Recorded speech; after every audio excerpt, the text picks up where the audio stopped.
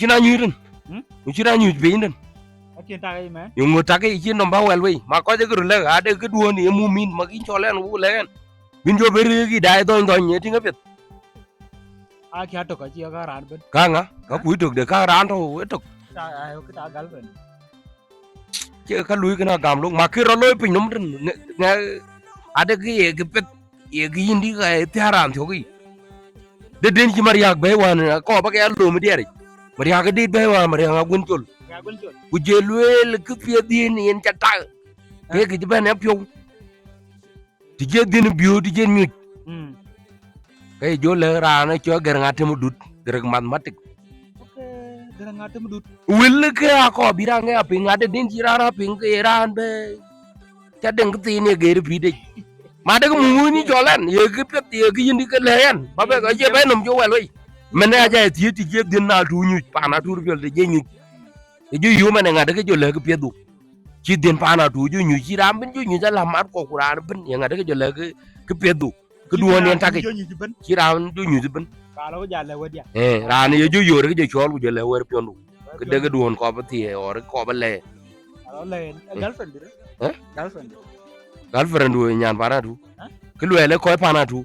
Ci ram pa na tu ti ke de ke nyut. Girlfriend lo là win to na pio.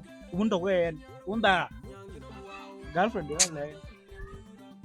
Ma ko che ping we le. Che ping wer pe mari ha jo le ke je le wer pe piondi. Chana jo ta ki den bi nyu ja le ra ne cho ger ngatem dut. Mo nyi nyana nyar weng. Mo nya ko de ngelek. Ko de ngelek. Ya kire. Jarana on. Keno ke pok taw. Pok taw. Ye to den bendum da. Wo ngeret. Ko na nyan. Wo ngeret da. Tinggereng. Tinggereng. We jeren pok taw. Matematik. Wo jeren pok taw on bay. Iya gua pet. Oke, kamar ya ka jedit bay. No dina badila dia ba ping wil to tina go la inom. Ma werera le ran kwan dina che ba le girlfriend jor ra bala pi.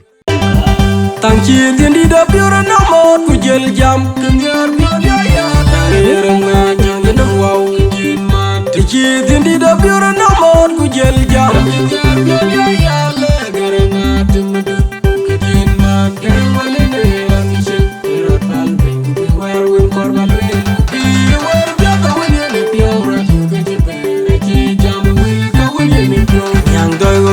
Yang jelai wow beni jampio kerana dewa dut atau pio biru boy makasih malah boy udah ngakurio kerana anak benci ngajar kajian tidak kami haji tokai tiada jauh dia derana benda di sini haji kalakum sini kau pom pio dewa anda ngaji ni jel kerana dewa dut wale ngaji tinggalnya anak muda kaji nak wale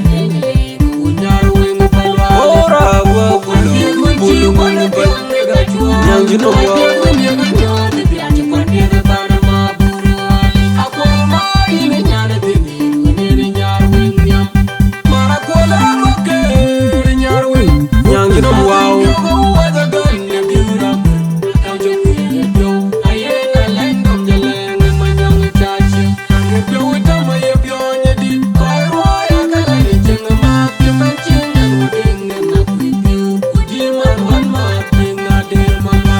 chul